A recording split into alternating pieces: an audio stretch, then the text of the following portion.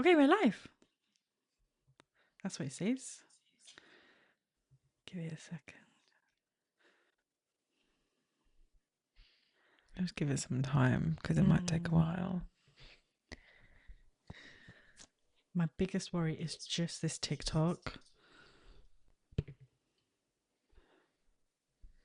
It's not appearing live yet on TikTok. It should be live. Is it on YouTube? No.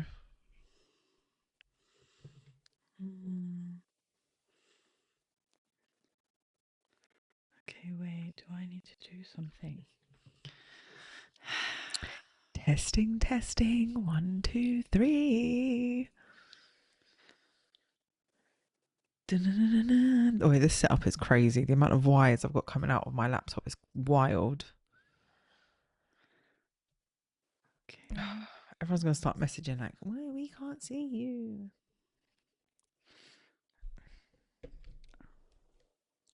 Okay.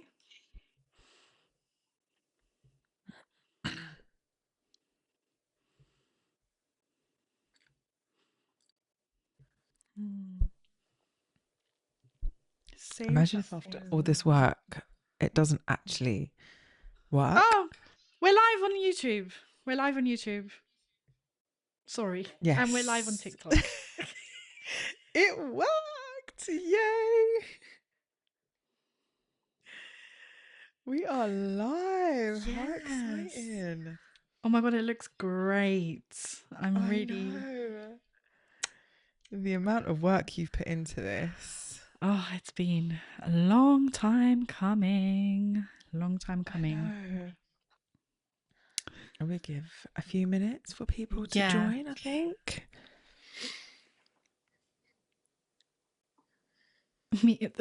Me and you are the only ones Just me on and you TikTok. watching each other on our live. Exactly. That's it, isn't it?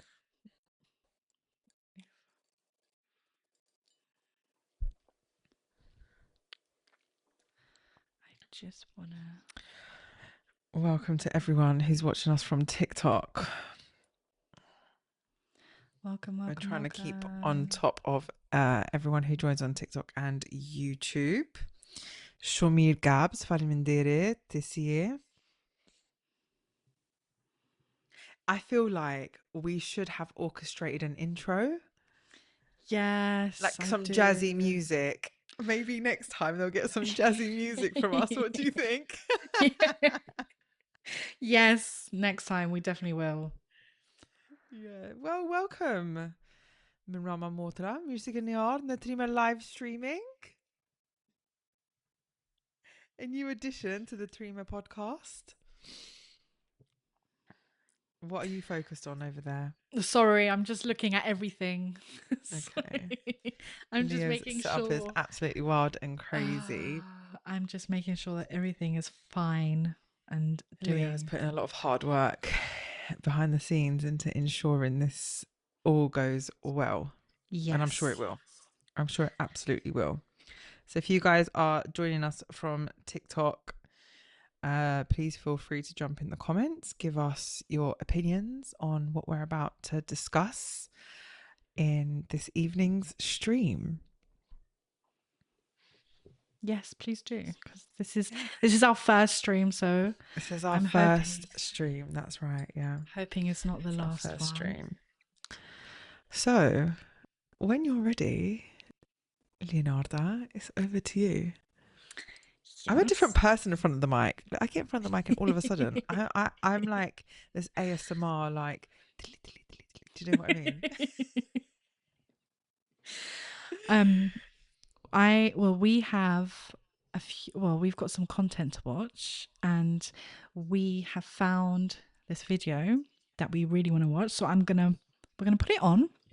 We're going to discuss but also, it. It's a video that probably a lot of people may have seen by now. Exactly, a lot of people may have seen. So, I'm hoping that you guys will know what we're talking about. Yeah. Shomir faleminderit. You'll see in it.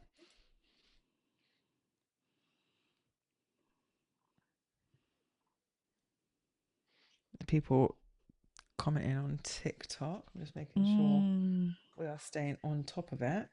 Yes. Yes. This live stream looks really good. I did not think it would look this good on TikTok. I know, it's amazing. Okay, we ready? 1 second, Leo. I'm having tech issues already. Oh.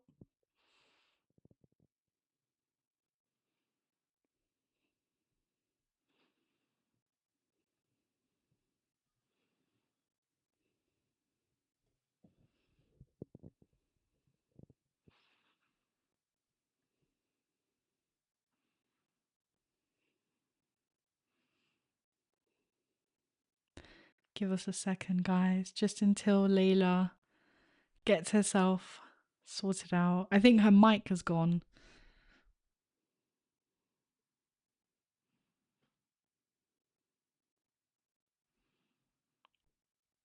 Nothing like technical difficulties in our first stream. And we've prepared for so long, so. But hey, this is real life. We're not here to be perfect. We're here to Can just you hear be me? ourselves. Can you hear me? Yes. Can you hear me? Yes, perfect. Yes. Sorry, I can't believe that. How embarrassing. After all that planning and prepping. It's okay. And things happen. Now, okay, yes, we can get to. Things happen. Wish you the best. Thank you. Okay, let's start. You're back. We're back in business. Yes. Okay, great.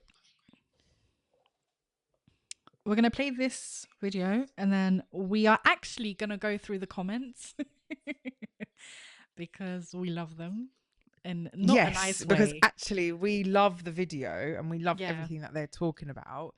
And we're a pretty big fan of Zana's, aren't we? Yes. And we love her content. Yes. But it was the comments that stopped us in our tracks, and actually something that is also discussed in the video itself. I can't remember because I know that she's a TikToker, and I think that she lives in Germany, right? I think so. Yeah, I think she lives in Germany. I think she lives in Germany, but it's something that she says that really caught me and Leo's attention because we were like, we have to talk about this 100%, and then we really wanted to delve deep into the really kind comments that were left by people. Yes, exactly. And Zona Avdio, she does such a great job of talking about topics that normally you wouldn't really see people especially in Kosovo talking about on television, and she does it, and she does it so well. And she's just got loads of people pissed off, and we love to see it. Are we the drama? I don't think we're the drama. Gabs has asked if there's going to be an episode next week. There will be. Kameronni tjetër episode fundjavës tjetër njavë. There will be another episode next week at the end of the week. Next week Friday. Okay. Next week Friday is our next podcast episode. And then the following week we'll have another live streaming episode. Yes. And then the week after will be, so it's going to be one live stream, one podcast, one live stream, one podcast. Unless the demand is so high for streaming that we have to do this on a much more regular basis. But we're just going to see how this goes for now. Exactly. Okay. Anyways, let's get to the video. Let's get to Sorry for all the tech issues, guys. Apologies. No worries. We forgive you. Unë mendoj që kjo është vetëm se narrativi në Kosovë ekziston që femra s'ka identitet, është gjithmonë identiteti i babës, nëse s'ka babi, vllaut i agjes, domethënë nëse martohet një femër me një burr, ka më kon identiteti i burrit. Domethënë nëse vjen një femër e huaj, e për një nacionaliteti tjetër në Kosovë, domethënë është fikse se ajo ka më shqiptarizuar që thënë ti. Po anas pranohemi se kam na hub Mendojnë që na kur e martojnë për na s'kena identitet tonë, se nuk na lojnë as më zhvillu, as më gjithë çka do na më kanë ose do më bë. Po. Për shta unë mendoj shumë interesant është se po të ndërpres, po shumë interesant është nëse e mendon thellë. Ti s'konsiderohesh njeri, të çojnë te guri, ta ndryshojnë mbiemrin, të ndryshojnë çka mos, edhe po martove me shqiptarë, ama është problem nëse ti don të shkosh dikon tjetër sepse e konsiderojnë sikur je duke humb një pjesë të rëndësishme të identitetit, kur gjithë jetën të kanë trajtu pa identitet. Gjithë jetën do me thënë të kanë trajtu pa identitet, ama kur ti martohesh me dikën tjetër që s'është i nacionalitetit tënd, ti po e humb identitetin tënd. Vetëm atë që se ki në fakt. Po, për shta mendoj që shumë persona as nuk e din çka është dashuria, se unë nëse e marrë një që s'o shqiptar, unë i marrë vlerat që mu më pëlqenjë edhe i maj që ato vlerat që i kam edhe që më pëlqenjë, plus ja të regoj si pas shësis tona, a kanë gratë vlera, janë tafta me i definu vlerat? That was a lot. Yeah, but actually, I just agree with so much she said, like so much that they were saying. It resonates so much. I mean, in particular with me, with my own personal experience. Yeah. But I think there was something about, saying like when a man in our culture marries outside of the culture, his wife is invited in.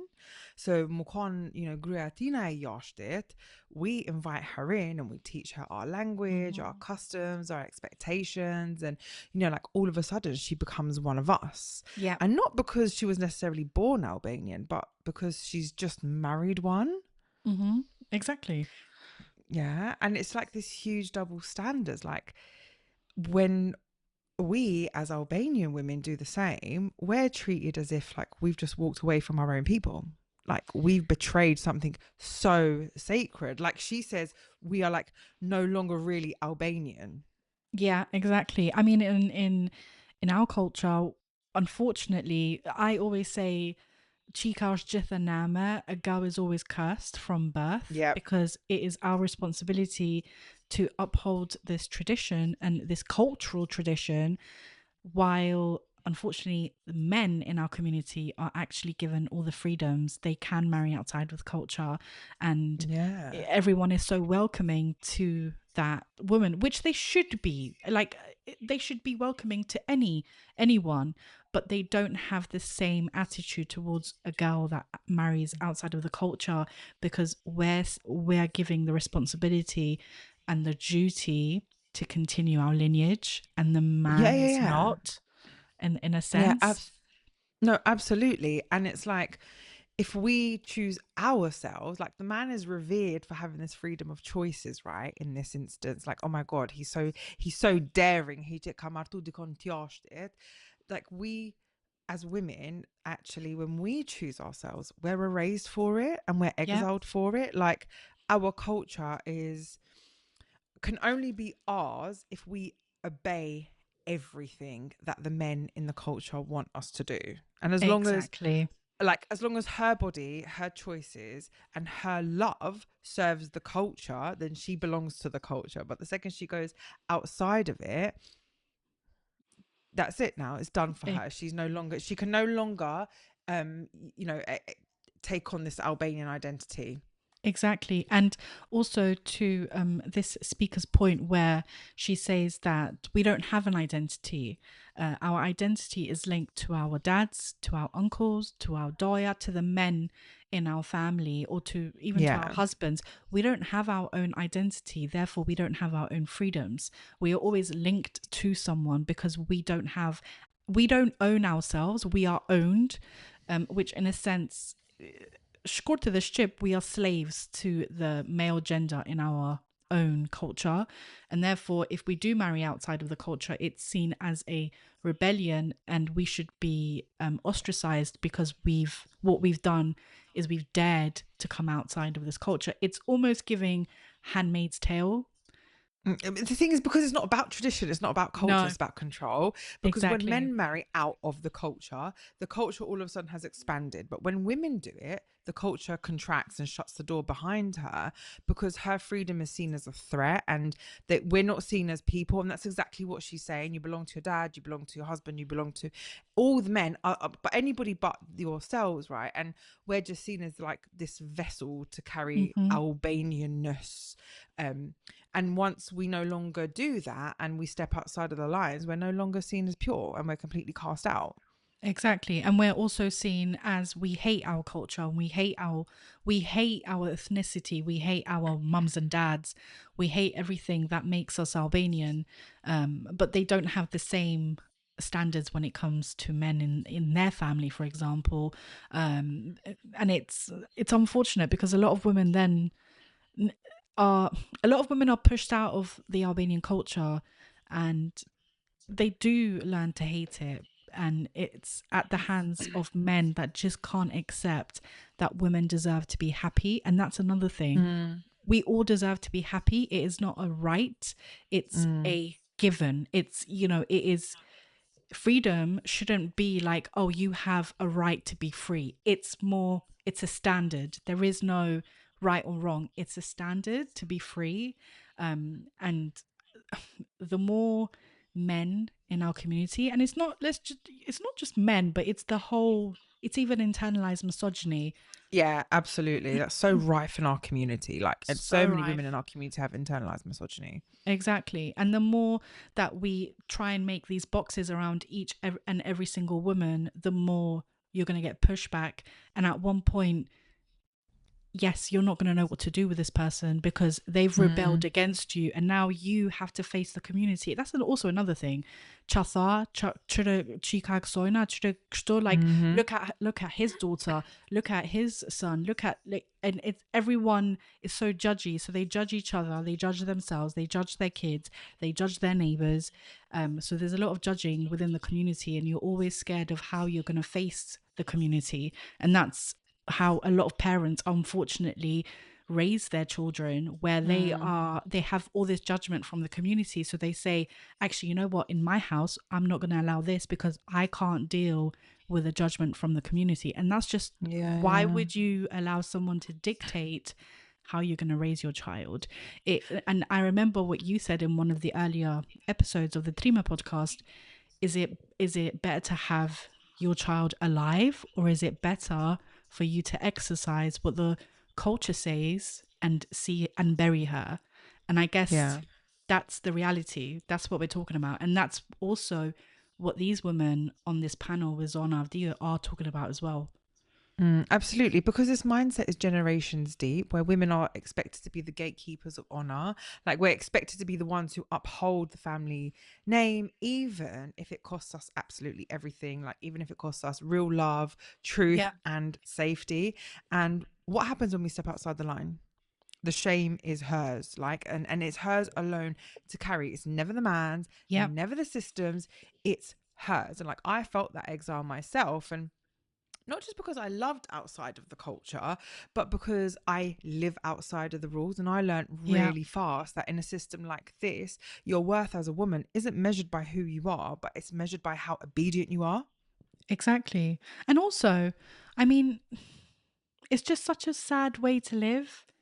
It really is. We've got enough problems in our own community. We've got trauma from from communism. We've got trauma from genocide. We've got trauma from all kinds of things, hard things that both Albanians and Albania have had to live through, and both Kosovans and Kosovo have had to live through.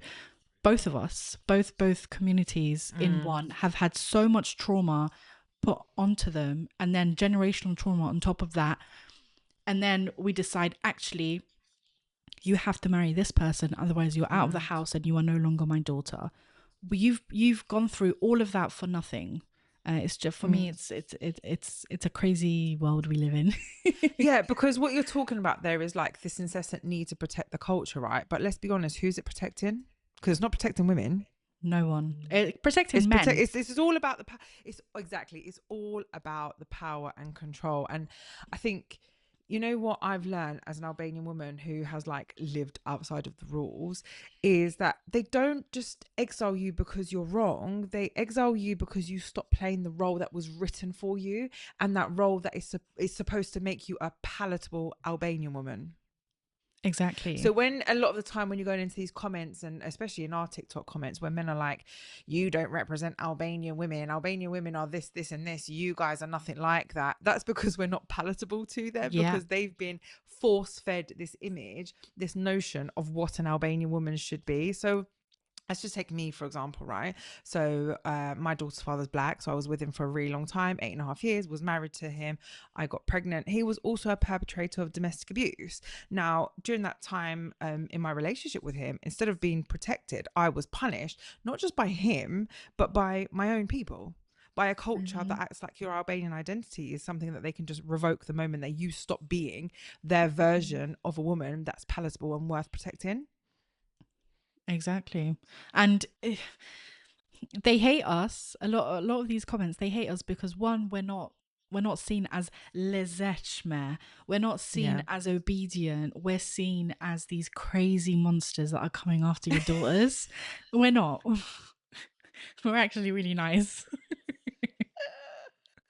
We just speak I think the anyone truth. who's met us knows that. I think anyone who's met us knows that we are actually just two very nice girls.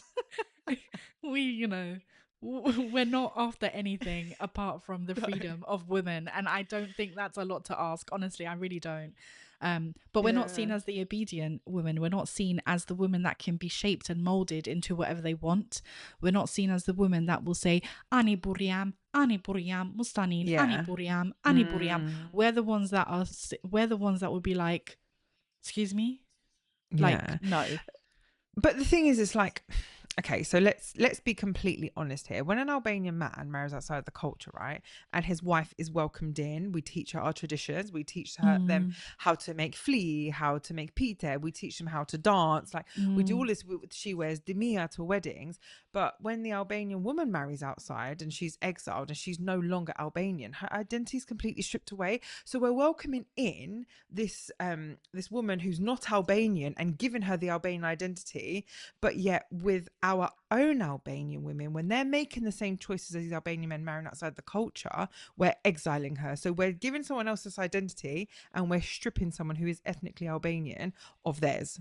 Exactly. And then that's where you then see mental health issues. That's where you then see, where those exact same women don't have anywhere to turn to. Like, for example, in your case, where you were with your ex-husband that was and is a perpetrator, because once a perpetrator, no past always, tense, straight up just is a perpetrator. You don't have anywhere to turn to. You can't go to your community because your community has now kicked you out of that community.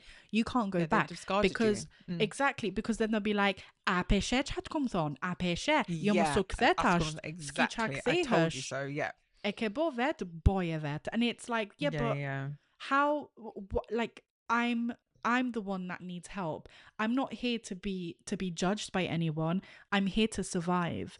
But in the same breath, when it comes to a man that marries outside of the culture, like you said, the woman is accepted and is like, hi there, Nusi, I am, like sits with her and treats her really gently, and just, which is so nice to see. But how can you be so proud of your culture and share it with someone that's not within your culture, and still be okay with ostracizing someone that has been brought up as an Albanian? How can you be okay with that? Because it does, two wrongs doesn't make a right. It really doesn't.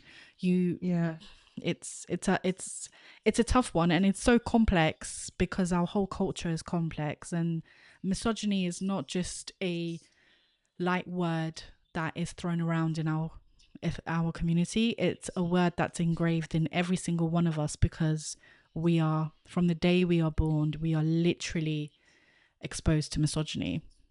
Absolutely. So there's some comments on TikTok from Marty. She said, I think it's a girl, judging by the picture. We give a new meaning to the words double standards because of the interiorized their toxic environment. Exactly, that's my point, because this is not about culture. This is not really about traditions and culture are not abuse and violence. This is about control, and this is what happens when patriarchy wears the mask of national pride. I'm calling it. I don't care. I'm so sick and tired of hiding behind all of this crap, because the truth is, you don't actually want to protect women. You only want to protect women, and I say that loosely, if they're a certain kind of woman, the woman that you think is worth protecting, the woman that carries your culture without question, and the woman that carries your burdens without resistance. Exactly. And it also comes round where a post that we actually did a few days ago, yesterday I believe, where we did a voiceover to a comment that I received of me being a cow. Thank you so much. And oh my God. And one thing we have to at some point evolve into really intellectual conversations in our comments, please. I beg you. We do, please. Please. Like, if you want to be a hater, but be a smart one. Because then actually we can have a real intellectual conversation. Because if we can't have real intellectual conversations, I'm not quite sure how you can intellectually or in any way you argue can't, but violence towards women and girls. You can't. You but can't. I How mean, can any way can you argue that? But at least choose better words than "you're just a bad cow" or "you're pekecha." But one thing that I covered was that since the beginning of time, men have set rules and these, I call them terms and conditions for women, and then they turned it into the canon, and then the canon, now it's not like we don't have the canon in legislation, but the canon became a part of culture. And that's how we now identify, unfortunately, where we say, yeah, but a woman should do this. Yeah, but a woman should do that. But it's not. Like, that's not culture. That's what we've been raised to say and think, because men literally in a round table came together when there was no government, and they said, let's make this canon, and women, and we will manage women. We will tell them who they can marry, when they can speak, and what their whole duties are. And that was then practiced, and unfortunately became part of every single household in the Albanian community. And now you don't even need to have a physical copy of the canon, because everyone almost lives by it, whether they know it or it's or they ingrained don't. in us. Yeah. It's ingrained in us. And I think sometimes we often forget in these situations, like when we do talk about women being exiled and ostracized outside the community, the reality is that these women are being exiled at the prefaces of like really important life-changing moments for them. So for example, if a woman is being exiled because she's chosen to be with someone outside the community, what do you think is going to happen next? She's going to get married and probably have children with whoever she chooses to be with, right? And that means that you are actually putting her at further risk of any other forms of abuse and violence outside of the honor-based abuse and violence that you have exposed her to by ostracizing her from the community. Because let's call it for what it is. Being exiled, being outcasted, being ostracized is a form of honor-based abuse. Just because it's not actual physical violence does not mean that it's not abusive. And I lived through that. I've spoken about that on the podcast.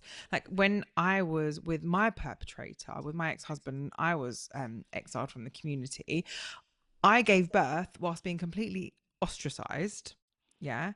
And all anyone wants to talk about was the shame that I brought. It wasn't what I was living through, not the help that I needed, not the danger that I needed, that I was in, but just the shame. Just the mare. So you say that you care about women and like you care about family and you care about honor, but where is that care when women are being strangled by the perpetrator? Where is that care? Where is that honor when women are isolated, scared and alone? Oh, okay, you're too busy worrying about the shame and embarrassment that women are bringing onto you, never mind the fact that they could possibly be losing their lives. Exactly. And it's a sad place to be in, because if you love your child on a conditionally, then you truly don't know what love is, because children are to be loved unconditionally. And we are all humans on this earth, but again, men believe that keeping everyone within the ethnicity will mean that we will grow in numbers and our numbers will always stay strong, and all bullshit after bullshit. It's it's just bullshit after bullshit. It's also racism, it's white supremacy, it's racism, there's a lot of like phobia, xenophobia, there's a lot of Islamophobia, there's a I think our community has the most something phobias on earth. Yeah, they really do, because they're scared of every Tom, Dick and Harry that will ever cross their path, especially when it comes to their daughters or to their sisters or to their moms or to whoever. But I also wanted to add that a lot of people in our community don't really understand how domestic abuse works, and they don't understand that when you've inflicted domestic abuse upon your own daughter or your own wife, and your kids see that day in and day out, when your daughter goes out and is ostracized out of the community, there is a higher chance that she's going to fall into that trap with a perpetrator, because she's seeing a familiarity. She's like, and it's so natural. It's so natural because we find something familiar in someone and we think it's a good thing. We don't see the red flags, and that's the biggest risk that we are imposing to our women in the community, is we're not actually opening up our eyes and saying, you know what, I don't really care about what anyone says. I want you to be happy, and I want my daughter to live the best life she can, especially parents in the diaspora that have given up so much for their kids to be in a country where they can exceed their own expectations and have all these opportunities that they may not have had in Kosovo or Albania, but yet they make it even harder because we've capitalized the culture in the diaspora. They make it harder to actually, for a child to actually reach their full potential. And if they decide to go outside of the culture like you did, then ostracizing them and kicking them out of the community, it hits even harder, because then you have to relate to people outside of your culture. How do you relate to someone outside of your culture when you've been raised in the Albanian ethnicity? Absolutely. And then, for example, you make such a good point there, because if you just take like in a sense of how ostracized women like myself become when they do date outside the culture, how do you then even find each other? When you don't talk about it, because you're like, I'm not going to talk about it, because you have all this internalized shame, because the community and your family have made you feel this. Not that you should. The shame, the burden isn't yours, but you feel it regardless, because that's how you were brought up. You can't even find each other, to find solace, to find sisterhood. And if we go in a little bit deep about those double standards, because I was mentioned about the like acceptance versus the exile. So where the Albanian man marries outside the culture and that's celebrated and it's accepted, and his wife is encouraged to adopt Albanian traditions, even effectively integrated into the family. Like, she becomes a part of the narrative, like an actual symbol of the man's connection to his roots, right? So meanwhile, the Albanian woman who marries outside the culture faces something almost the complete opposite. It's like she's erased, told she's no longer Albanian, branded as a traitor, as being shameful, and exiled from the community that once defined her identity. Because remember, we are so heavily patriotic. Like, to the death of me, I am Kosovan Albanian. Like, I don't care. Do you know what I mean? Like, I'm no other identity. I am Kosovan Albanian. But it's because this culture protects men's status and identity, but controls women's bodies and choices. It's about ownership. Men have the freedom to choose, but women are obligated to obey. And that's what happens. And this is the reality, that these double standards, they're not just a coincidence. They're deeply rooted in misogyny and patriarchy, and it enforces the idea that Albanian women exist to purely just carry this culture, to birth the next generation in the right way, to uphold the family's honor, and to conform to the community's expectation. And if they deviate, they're punished, they're silenced, they're isolated. But the men, their choices, even marrying outside of the culture, are framed as personal freedom, not betrayal. And they are celebrated a bit more. And the community as a whole, and I've seen this through social media, the community as a whole is so much nicer to men that marry outside of their culture. And you know, whatever, they're so much nicer.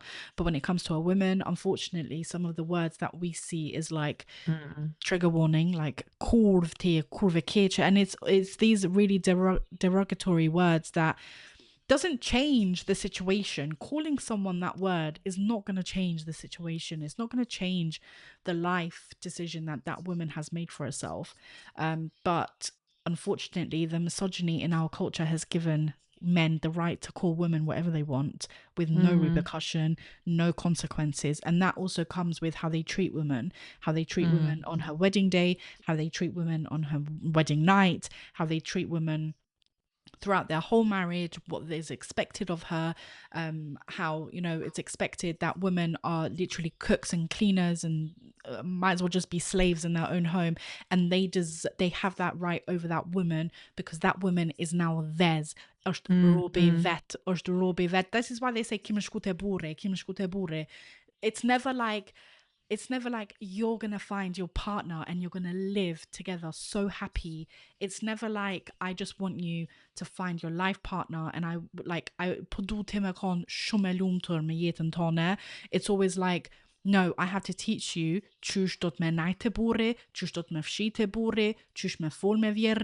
like how are you going to speak to your mother-in-law and all this kind of stuff. So it's just sad to see. It really is. And I think there's so many emotional and social consequences for Albanian women in this double standards and what that means, because it means losing the community support when they need it the most. And often, as I mentioned, like often during major life-changing events like marriage, pregnancy, motherhood. And then alongside that, you have that internalized shame and guilt for something that is simply a human right, making your own choices, choosing to be with someone who you love, and then facing harsher judgments for seeking happiness or safety outside of these prescribed norms, especially if you were in a situation where you fell into the hands of another perpetrator. Now you feel like you can't leave that for, you don't have the right support. Or sometimes in my case in particular, I remember thinking like, no, I have to prove everybody wrong. I have to prove everybody wrong. So therefore, for 8.5 years, I lived with a man that, you know, used forms of non-fatal strangulation, which statistically, we all know pretty widely in the domestic abuse sector that a perpetrator who strangles their victim is 7 times more likely to kill their victim too. And so this is the kind of danger that we are putting women in our community in. This is the risk that we're leaving them at. And then on top of that, all the other emotional stuff, like the living in that constant fear of rejection, which leads to loneliness, depression. And that adds even further more into staying in unsafe situations with perpetrators. Exactly. And it's like having these, sorry, Leah, it's like having these like invisible chains, right? Like these double standards, they're not just unfair, they're quiet. And they're like this invisible prison. And I know like I'm speaking from my own lived experience, but I know I'm also not alone in this. Like you don't need to be locked in a room and have windows slammed. You don't need that actual physical, but it's more like sometimes metaphorical, the way that we trap Albanian women, because it hurts just as much. It's like controlling the choices through fear of loss, the loss of family, community, culture, identity. Because what's actually worse than being told you're wrong is being told that you don't belong here anymore. It's being erased from the very culture that shapes you. Yeah. And when Albanian women are marrying outside the culture, it's not just really about the man that they choose. It's actually like we're losing our place in the home, our place in the community, our place in the family, our place with friends, our place essentially at this table. And it's you all of a sudden watch your relatives turn cold, like your friends become distant, you know, invitations to weddings and parties stop coming, and suddenly all of these really warm traditions that you grew up with are now no longer accessible to you, and now they feel foreign to you. But yet this was how you were shaped, this was your identity growing up, and this isolation is a huge form of coercive control, and it's a way to punish and pressure women to stay in line. It's basically, just because it's not physical violence, yeah, you have to understand that this is actual psychological warfare. This is psychological violence wrapped up in cultural pride, and it's, quite frankly, it's not just embarrassing, but it's life-threatening to women in our community. Yeah, and also it's worse than physical. I think it's worse than actual physical, because with physical, you know it's pain within your body and you know it's going to heal, but psychological, that could scar you for the rest of your life, and that could damage you mentally for the rest of your life. That could put you in psychosis. Absolutely. And take so much time for you to work and come out of that. Yeah. So it's crazy. Yeah, because like, if you like, what are the choices? Yeah, these are the choices that women are forced to make. So I don't know, I use the term choices very loosely. You stay silent and sacrifice your happiness, right? Or you speak up and you're branded a traitor. And because it's invisible, it's easy for others to deny it exists. Like you're saying, like if it's physical, you know it's there, you know, like it's literally, it's tangible, it's in front of you. But when it's psychological, it genuinely makes you feel like you're going crazy. And for women who are living it, the pain is so real. Like that loneliness, I even just speak from my own lived experience, that loneliness is real, and it's enough to drive anyone into the deepest, darkest depths of depression. Exactly. And for those that think that it's, oh, you should have just, you should just leave, you should just, go somewhere. Where is a woman supposed to go to in Kosovo? Where's she going? And in Albania? Well, where's she going? There's But not just back home. Do you know what? It's not even just back home.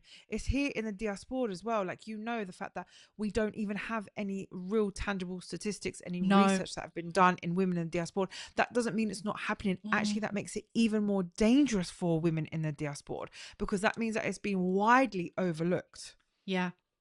And it's being widely negated. That means that the women in our community who are desperate for the help don't have any access to it.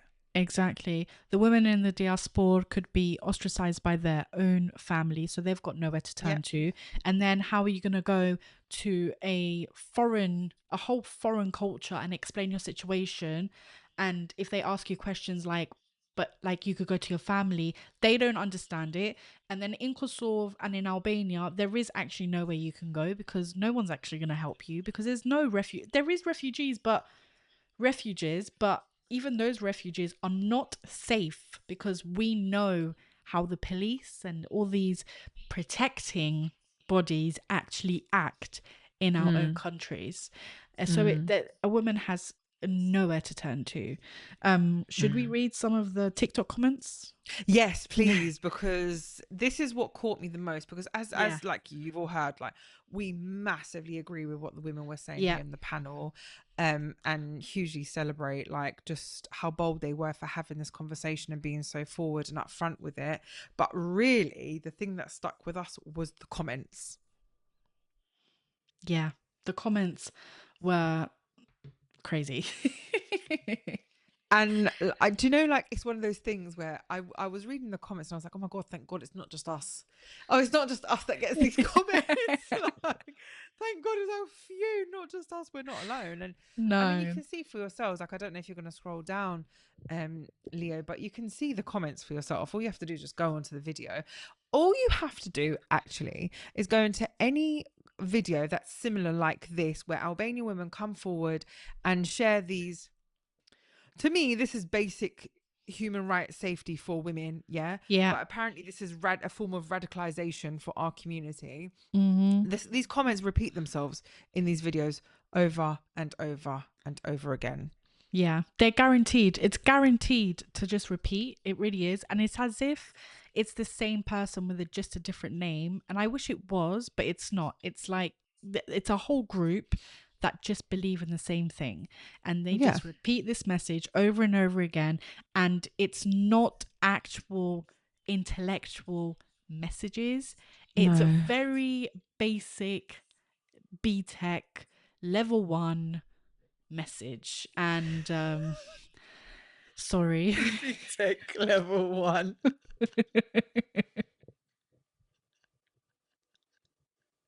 I'm trying to be nice. That's my But nice. it is. That's me being nice. Oh wow! Oh my god! I'm so scared. Wow, you really got me there. Thank you so much. I didn't know. I know, but the thing is as well, like even if you just read the comments over and over again, they're just genuinely just like brain rot slurs and shaming and that weaponizing of female sexuality and morality, like just calling a woman a cool or degenerates, because I think that was mentioned quite a lot in the comments, and we get called that in our comments all the time. You like that we're degenerates, and it's so sometimes it's so much more than just the name calling. It's like this deliberate cultural control mechanism designed to police women's bodies and their choices. And these slurs are so deep rooted in the long-standing patriarchal impulse to control female sexuality. In our culture, in Albanian culture, like many other misogynistic and patriarchal cultures, women's behavior around relationships, marriage and sexuality is strictly policed. And when a woman steps outside of those boundaries, particularly by dating or marrying outside of the culture, she's immediately branded impure or dishonorable. And this policing keeps men confirmed, like, you know, that they have this ultimate power, and that women are confined to narrow roles, pushing them, you know, less and less to have autonomy over themselves. You know, like when these men are writing these comments, they don't even, I don't know any of these women's dating lives. I don't know if they only exclusively date Albanian men. I don't know if they're queer. I don't know if they date outside the culture. I have no idea, but these men people still took it upon themselves to go into the comments and say these things.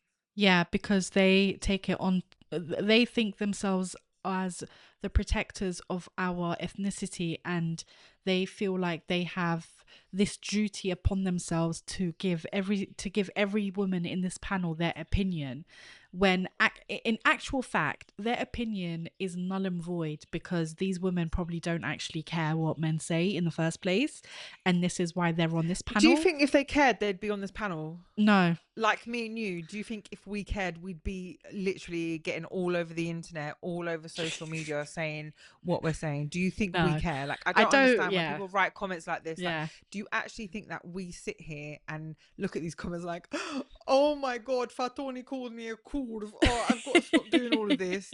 Sorry if anyone's called Faton and you're actually not one of these people, but it's the first name that popped into my head.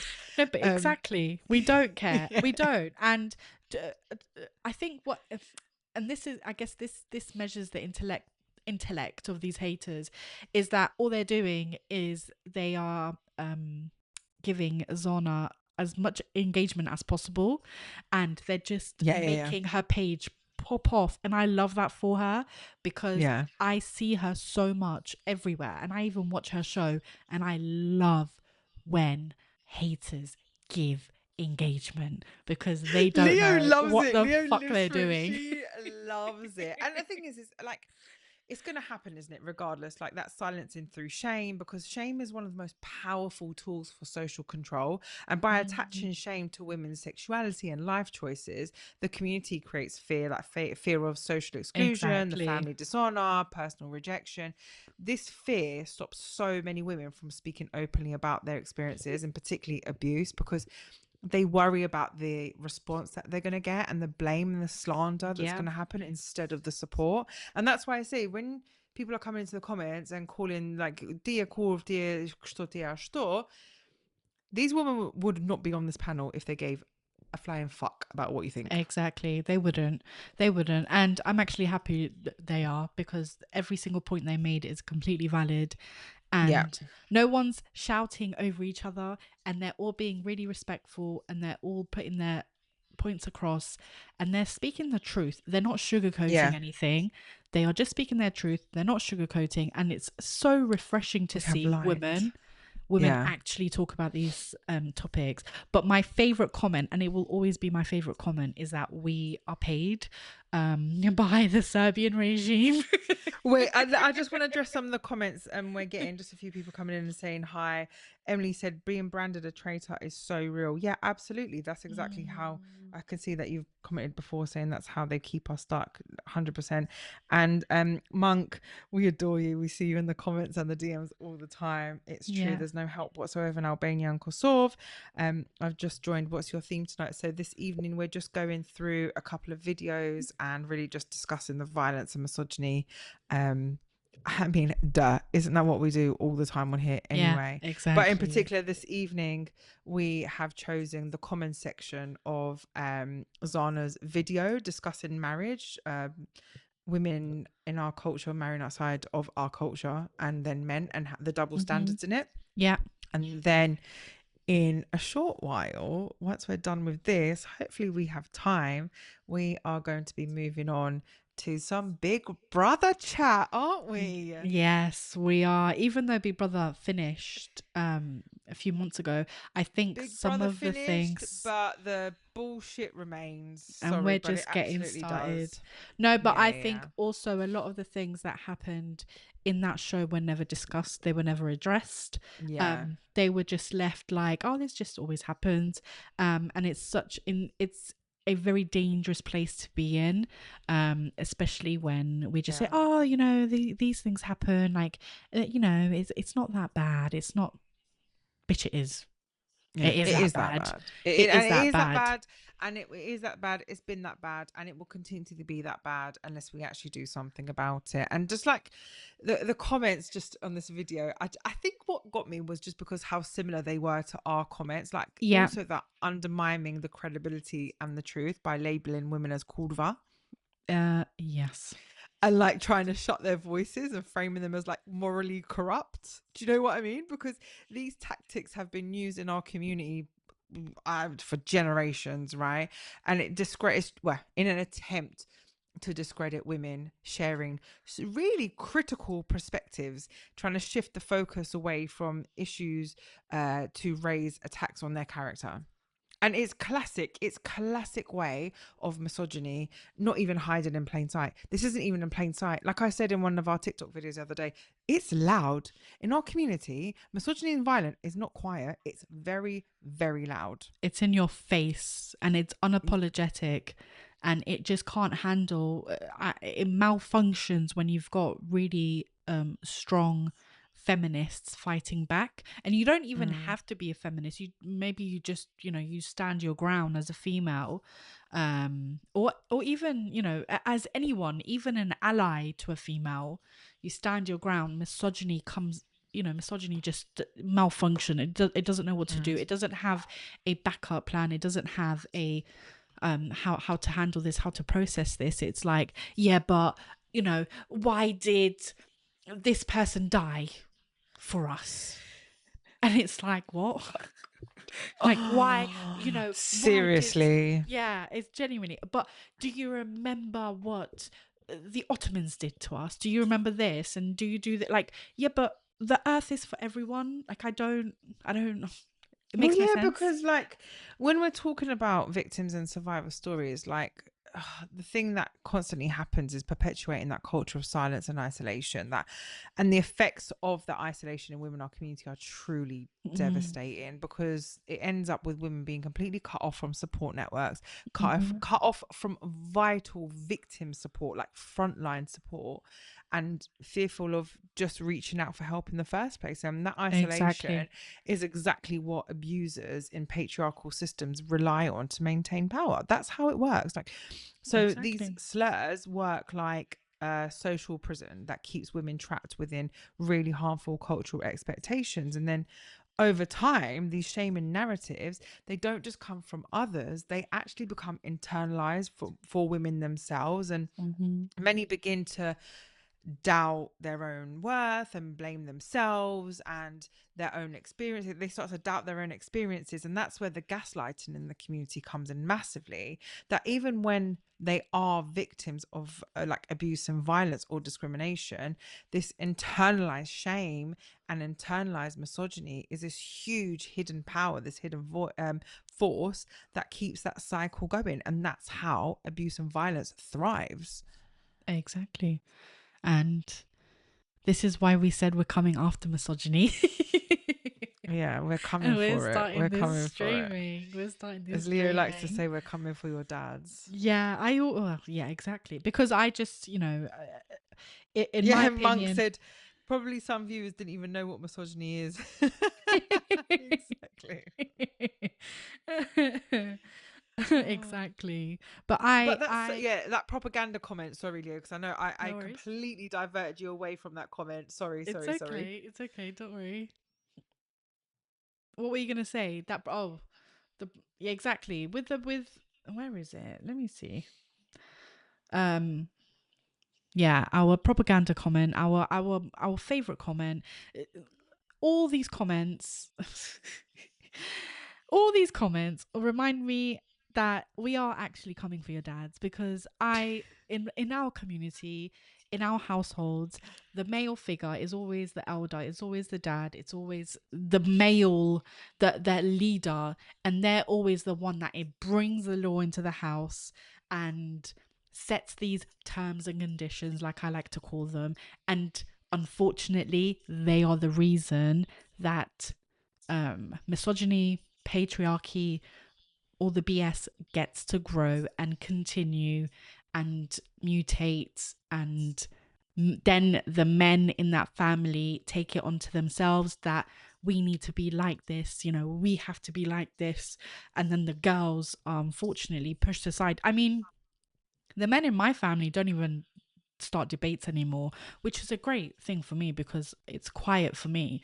But they don't start debates because they see me as this crazy one you can't even have a normal conversation with, because I will pick and prod every single point, and they don't understand that misogyny is in every single point in their whole argument.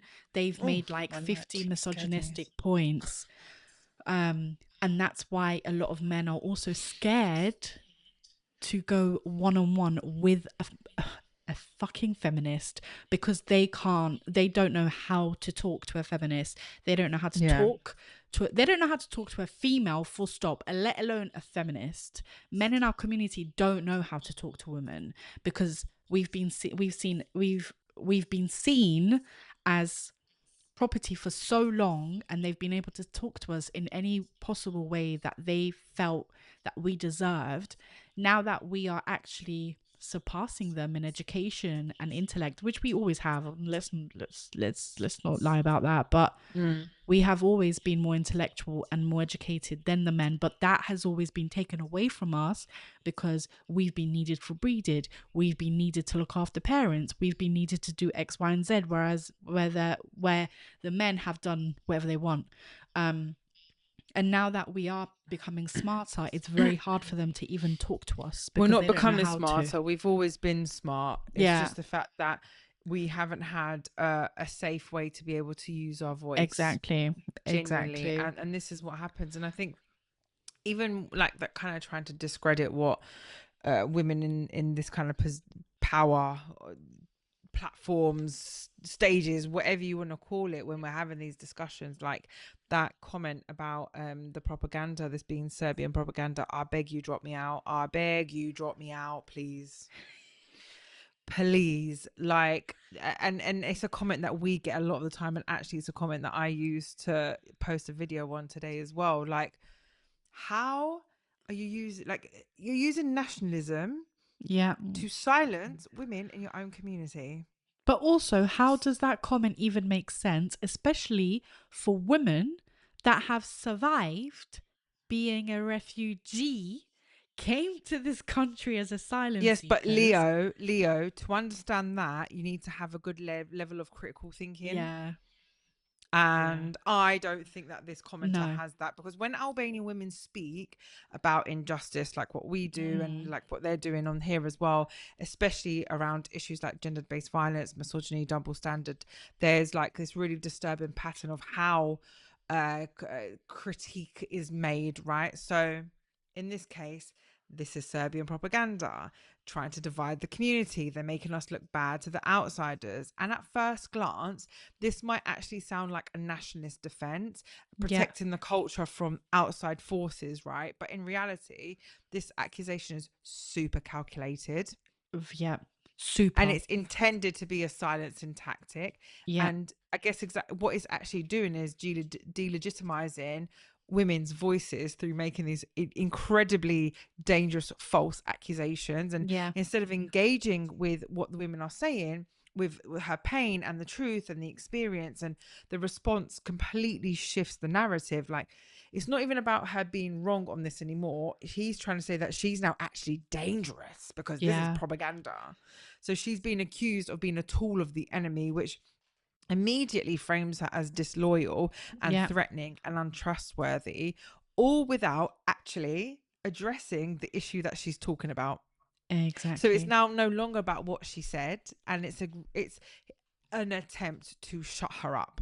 And that way that of weaponizing that collective trauma to avoid complete accountability is just, it blows my mind, considering like how much, especially us like Kosovans, have lived through the war and ethnic cleansing and brutal oppression, and you know, it's happened in Albania in different ways. But for us, it was by the Serbs, right? This pain is so real. Like, when survivors of gender-based violence within their own culture are silenced by invoking the same history, this is manipulation on a level that I've never actually seen before. Yeah. And instead of asking what are we doing to our own women, this person is trying to shift the narrative to, how dare you make us look bad after everything we've been through. Exactly. It's got nothing to do with propaganda. This isn't propaganda. This is the truth. No, Lume. No.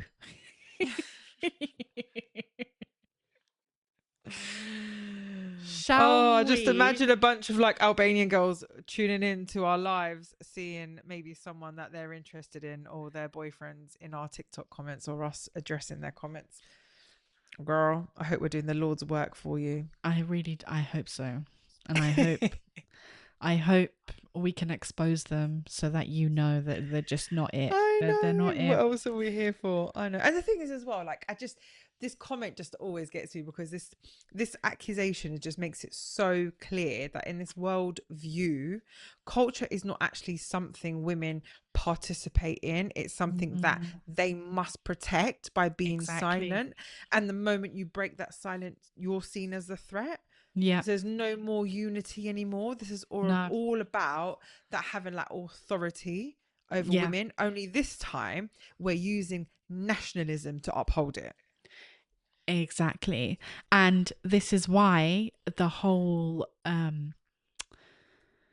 where I say the fantasy of Dorsma and the fantasy of, like, you know, being showered and being respected as a Norse and all this kind of stuff has also been created by men to be like, well, you know, we're still giving you this. It's like giving a be dog. Grateful. Be grateful. I'm Yeah. throwing you a 60k dorsum, and I'm giving you so much gold, and my mum loves you and I love you, but with that love, I want you to have my babies. I want you to look after me. I want to look after my mum and my dad. I want you to look after my siblings. I want you to look after the house. And it's like, but I'm giving you the dorsum of your dreams. It's like giving a dog a tip of a treat, just a tiny bit, to keep them just a bit happy, but not too happy. It's dangling a carrot. And so let's just call it for what it is. It's emotional blackmail. It's emotional blackmail. That's what it is. Exactly. Women are emotionally blackmailed into being silent. That is exactly what happens in our community. And then it's framed as culture and tradition and honor. Yeah. And it's bullshit. It really is. Absolutely bullshit. Like there is... Yeah. It's bullshit. And we're too heated now. We're too heated. I know. Do we need a moment? I was just going to say, me and you are we love being Albanian so much. Like, we really love it. And we love our culture in terms of, like, the colors, the music, the food, the artistry, the artists themselves, like poetry and music and all this kind of stuff. And it's just so embarrassing to see this kind of bullshit really stain the culture in itself, because when we are showing ourselves to each other or to outsiders or to whoever, our culture is not just that beautiful side anymore. It's stained with that, you know, cultural misogyny or misogyny in itself. And I don't want, you know, if I have kids someday and you've got Bella, we don't want our kids to be exposed to that. We don't. Like, generational trauma ends with us. We want our kids and our siblings and our mums and our neighbors and whoever and our whole Albanian community in Trime, we want us to remember the beautiful sides of the Albanian culture, because we have such a beautiful culture, and men have to fucking ruin it. Well, because but that just goes back to the, you know, that people think that culture is patriarchy and misogyny. Exactly. And it's not. And it's something I bang on about in the podcast. Abuse and violence, misogyny and patriarchy is not culture, is not traditions. It is abuse and violence. And I think, like, it's kind of really leading on to what I wanted to talk about as well, was another comment, well, quite a few comments that were just chatting the absolute amount of shit about genetics, like, men that was my favorite comment, to be fair. Shut up. This one and all of these myths, like this genetic gatekeeping and patriarchal bullshit logic about how the bloodline myths are somehow like it's the men that men can date outside the culture because the bloodline runs through them. Shut up. Stop it's a genetic thing. Stop trying to use the bloodline to justify controlling women in our community. Stop it. But also, it's boring. It makes no sense, because you've made yourself look like an idiot. Because how is that a reason for women to stay within the culture and men get to do whatever they want? They can literally willy-nilly marry whoever, but the women have the duty and the responsibility of not, because of a chromosome. Like, how stupid does it make you sound? It truly makes you sound so stupid. When I was reading the comments about like how how the genes are diluted when women have children outside the culture, oh my god, how boring.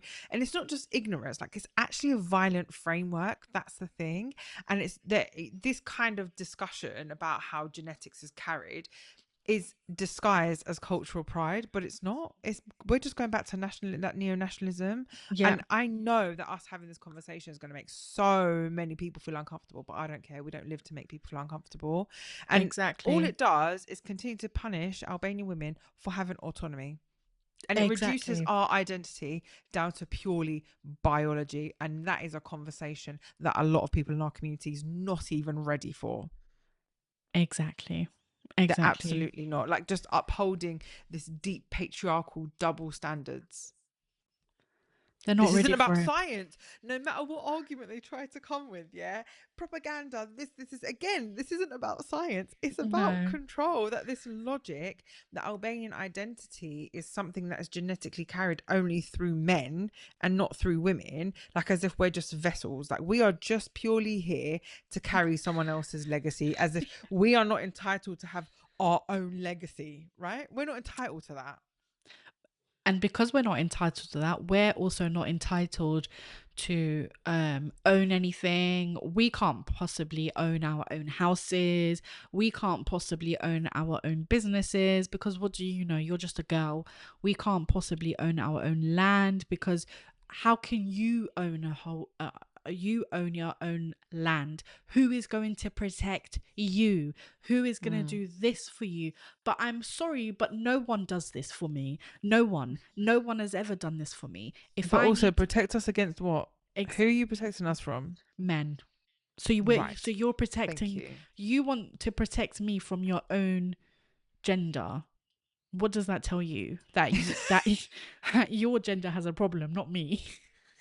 But also, like, to say that only men can pass on the Albanian identity, like, it completely erases the real lived contributions of Albanian women who mother, who nurture, who teach, and often do it alone, often do it under pressure, often in exiles from the very communities that they were actually born into, that was supposed to support them. So Exactly. let's just like round this off, right? An Albanian man marries a foreign woman. She's Yep. taught our food, our dances, our customs. She becomes one of us, yeah? Yep. An Albanian woman marries a foreign man, and suddenly she's no longer Albanian, she's a threat. So this actually isn't about heritage, this is about ownership.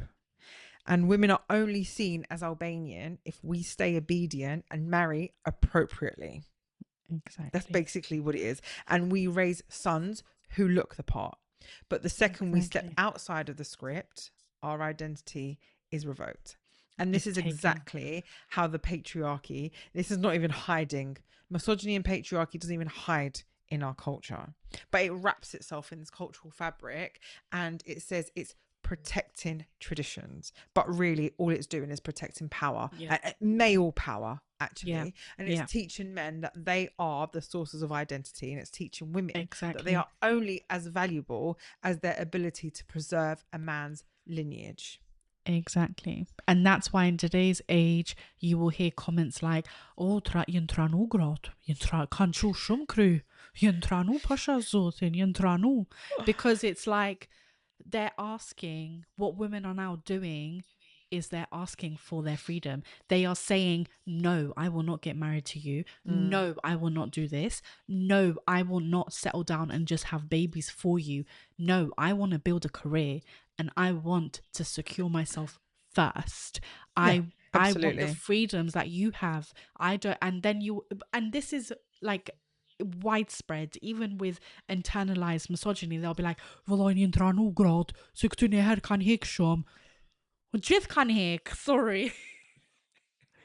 Like that, we've always been struggling. Honestly. Why do you think they're not doing it now? And this is the thing, like, because we talk a lot about, and especially in us as Kosovans, about colonization and all of that. But essentially, what we're doing is colonizing women's wombs. That's what men are attempting to do. It's reproductive control. Yeah. And they know that a woman has that power. They're scared of it. They hate that we've got that power. No one can tell me any different. Men hate the fact that we are blessed with a womb. They hate the fact that we've got that power because they don't. Because if they did have that power, then I don't really know what the reason would be for us to even say hi to a man, let alone even get married to him, because then they would possess all that power. But they hate the fact that we have reproductive powers, and they hate us for it. And that men like what a woman can give them in terms of like childbirth, like actually having children, and obviously the sexualized part, but they hate women for everything else. Because women, I don't know. I think different. men are attracted to women, but that doesn't mean that they like them. Yeah, exactly. So Monk makes a really, really good point, actually. I saw she said that about they're missing the point. An Albanian woman, it gets passed through the mother's tongue. And that's why when people ask, what's your mother tongue? They don't ask, what's your father tongue, do they? Exactly. They just don't. Yeah. And essentially all this boils down to is the fact that the impact that this has on Albanian women is we're told who we can love, who we can marry, and that our children don't count if they don't come from an approved father, and that we don't count unless we play the supporting role in someone else's story. But like, we're not vessels. Albanian women are not vessels, and we are definitely not fucking cultural accessories. No. And we don't need permission to exist. We don't need permission to love. We don't need permission to raise our children. Whether you like it or not, no matter who we marry, who we love, what we choose, we are Albanian, and nothing can change that. And we exist and we fight and we raise the next generation. Where it doesn't matter who likes that or who doesn't, that will never change. Exactly. So take that. How was that for the first half of the session? Yeah.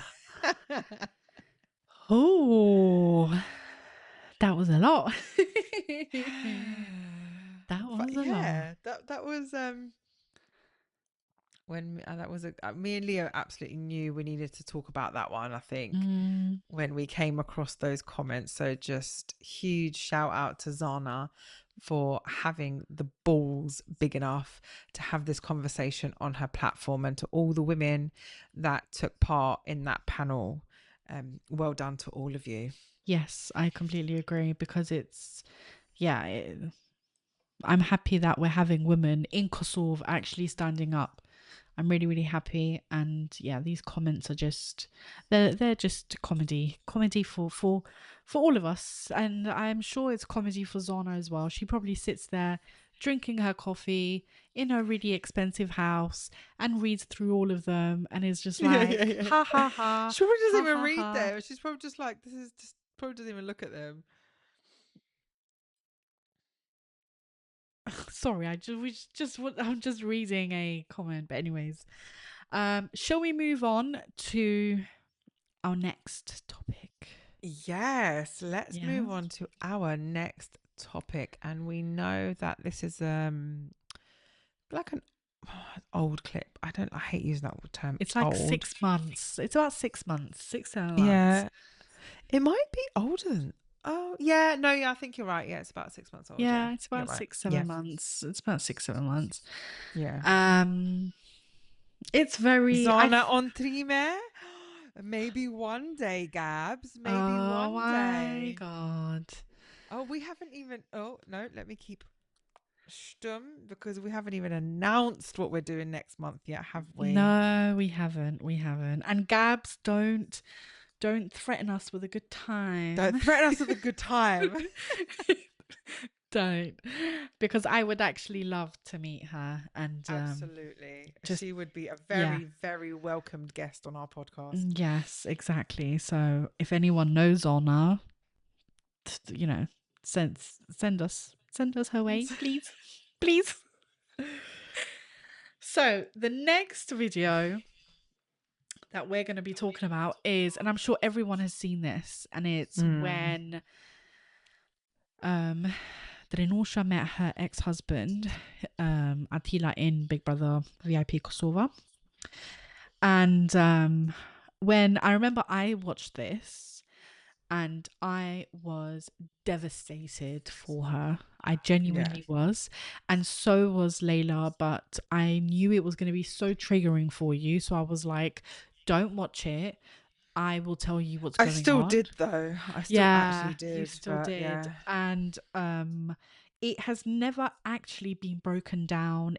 I think a lot of people have just dismissed it and have not understand the impact that it has, or the impact that I believe it has had on Drenosha's mental health. A lot of the work that she's probably put into her recovery had almost been put into the bin with this one action. And obviously Lejla knows a bit more than I do because she works, she's a specialist in domestic abuse. But just from listening to her, I just know that recovery is fucking hard. Anything you recover from is incredibly hard, and being put into a room with a man that is the source of all of that problem and suffering can really take someone back to square one. It's like putting cancer back into your body after you've beat it. Stupid. Anyways, let's watch it. We're gonna stop and start, and then we'll discuss it properly. I also can we do a trigger warning here, just like for anyone who is victim survivor. The things we're going to be talking about might be triggering for you. Yes. They're obviously going to have heavy mentions of abuse and violence. In particular, if you are a survivor, you might see yourself in Drenosha here, and just in this one quick 30-second clip, because I know I did. And one thing I've learned in my life is that I'm definitely not alone in these experiences. So just a little bit of a trigger warning here. Yep. Okay.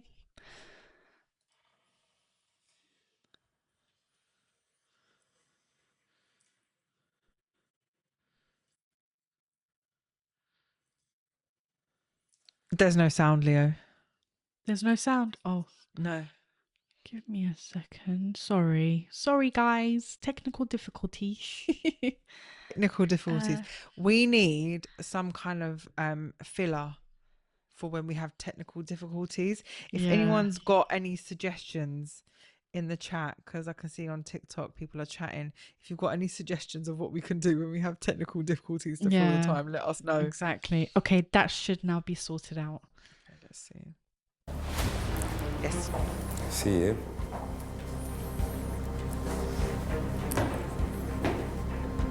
Fëmijët I ki mirë, po tregoj.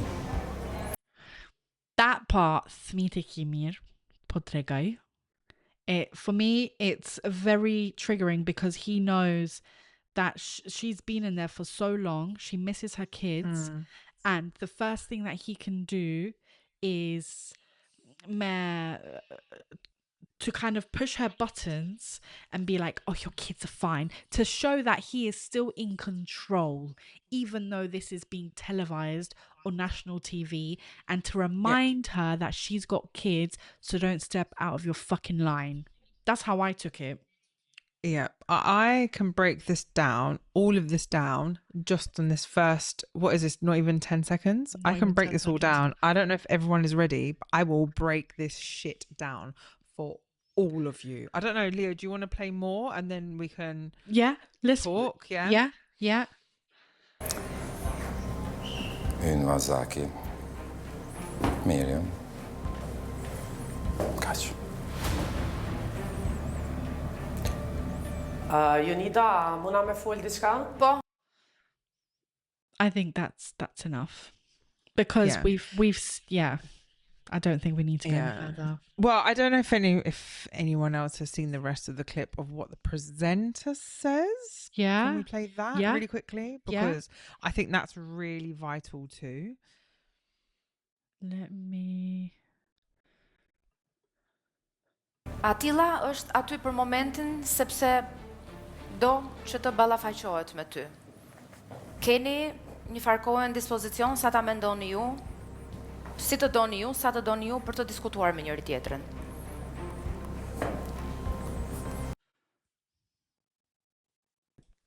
Just let her say what she's going to say. We'll have response. Do të thuash diçka, do ta pyesësh diçka, do të dëgjosh prej tij. Çfarë dëshiron të bësh, Drenush? Është gjithçka në dorën tënde. Unë nuk kam çka me pyet këtë njeri, domethënë, përveç ata dy fëmijë që I kemi bashk, nuk Incredible. And I think she just pretty much ends it saying, other than the children we have together, I don't have anything else to say to him. Yeah. And what's so sad is to see that the presenter doesn't just take her out. Like, she just leaves her. We're going to get there. We're going to get there. Everybody's going to be held accountable today. Everybody's going to be held accountable today. And when I tell you, sometimes I wish I could do all of this shit, because I wish that every single Albanian woman, if they didn't speak English, I wish that they could hear what I'm saying right now. Because I know that we primarily do this in English, and we made a commitment to complete this podcast in English. But you have to understand that this wasn't done just in bad taste. Like, this wasn't just TV, that this is a woman who's been blindsided by her perpetrator for ratings and for entertainment and for to be a spectacle. And what does this tell us, right? That in our culture, as I say, misogyny is not hidden. Not only is it loud in the everydayness of life, of family life, but it's televised. Yeah. And that abuse isn't just tolerated, it's packaged and then sold. Yeah. Yeah. I remember I watching this clip, I didn't just see Drenusha herself. Like, I saw every Albanian woman who's ever been told to stay silent, to keep the family together, to not make a scene, to protect his image over the truth. And this wasn't just a betrayal by one show. It's a reflection of how much our culture still protects men. Like, our culture protects men baseline. No matter whether they're good or bad, it protects men. But it goes that one step further to protect the abusive ones, even at the expense of women's safety, their dignity, their recovery. And can please someone tell me where the accountability is here? Nowhere. Because who gets to decide that a woman's trauma is a storyline, please? Because why is he protected, but her pain is exploited? Because of money. Know who sat in a room, all of you developers, all of you producers sat in a room, and you all thought that this was a good idea, knowing that Leonarda was a survivor of domestic abuse and from her husband, a known perpetrator, because he already had issues with his ex-wife, that I believe that they also had like court stuff going on as well, and you still brought him onto the show for entertainment. Yeah. And This they did it. Yeah. It was a live broadcast of coercive control. It was and they did it because he didn't have anything pending in Kosovo in terms of courts, so they could do it. Embarrassing. How embarrassing. How it's a they should all be slap. embarrassed. The production team, the broadcaster, they should all be embarrassed by what they did here. Exactly, because it's and you know when we talk about more in our community, more, this is the shit that people in our community should feel more for. Yeah, this is it. It's not women when they're coming out and sharing their stories, their survival stories, or asking for help. This is more. Exactly, because when he walks in, right, well, let's just break this down. As I say, like, this clip isn't even long. I don't even think what you've played, 30 seconds, 40 seconds of it? Yeah. So when he walks in, it looks like he's so calm, right? Like, this is going to be a calm reunion. Yeah. But I think to those of us who understand abuse, who have lived it, it's so chilling. Like, this wasn't poise. This was pure performance. Yeah. And that is how coercive control works. The first words he utters, "Fmitiki mir." That's not care. Mm-mm. That line was completely calculated. It was a threat. It was a reminder, like you said, that he holds currently, in that moment, all of the cards. Mm-hmm. That not just emotionally, but legally, socially, publicly. Like, he came onto this platform, into Big Brother, a huge broadcaster, knowing that the cameras would protect him. Why? Because the production team made him feel that comfortable, that safe, and that secure in that moment. And they'd already sided with him. And this was a completely orchestrated ambush. Yep. It is like a public reinforcement of power and control, because coercive control doesn't end when the relationship ends, right? It goes far beyond that. It's not just about the bruises. It's not about the physical violence. It's about the surveillance. And how ironic the fact that she is in the Big Brother house that's full of cameras 24/7, right? It's about manipulation, degradation. It's about domination. Everything that actually happens in Big Brother itself. Yeah. The irony of this whole situation does not cease to amaze me. The fact that it's already like this perpetrator environment, and now they're actually bringing this perpetrator in to intimidate and threaten Leonarda. Exactly. And that's how deep this goes. Yeah. It's incredible.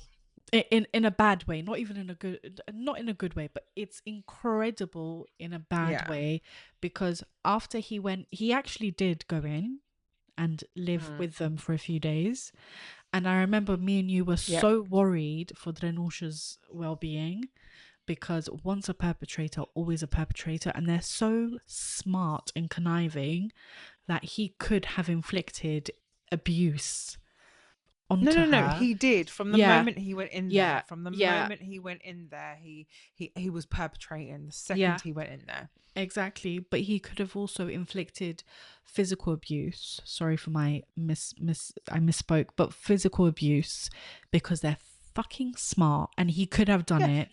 And then, but also what he did was he spoke to everyone so nice. And this is what perpetrators do. They act really nice and really charming. And in your head, it makes you think like, how the hell could this person do this? They seem so nice. So then he was able to turn almost the whole house against Renusha. And we're like, well, no, like, I can't believe he did this to you. Like, he's such a nice guy. Like, I don't believe it. You don't have a case against him. You don't have a live case against him at the moment. Otherwise, the production team would never bring him in.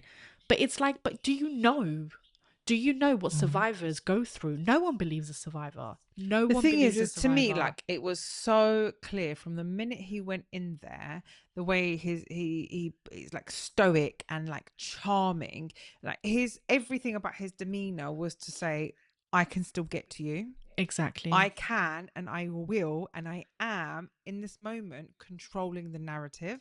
I will control you. I will control the kids, and I will control this stage too. The stage being Big Brother, and this is textbook tactic of domestic abuse. When abusers feel their power slipping, they escalate. So but for him, this was on an institutional level.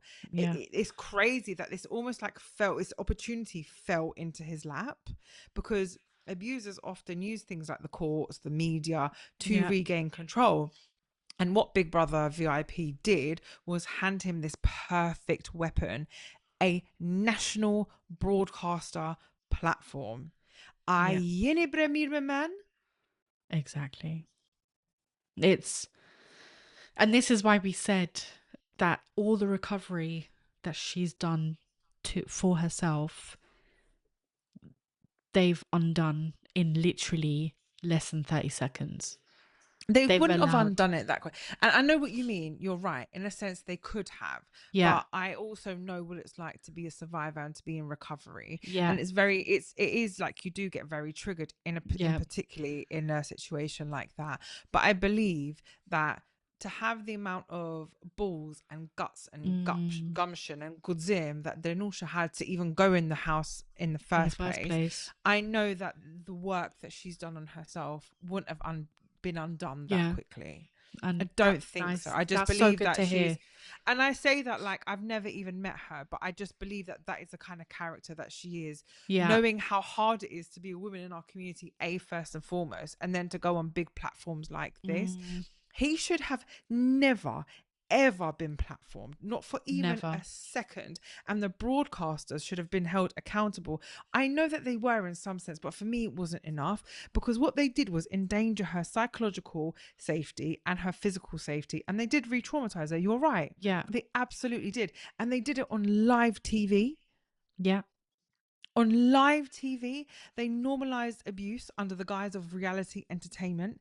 And that's how disgusting and how loud abuse and violence and control happens in our culture. And then they want to come into our comments saying, this doesn't happen. This doesn't happen in our community. You guys are lying. This is propaganda.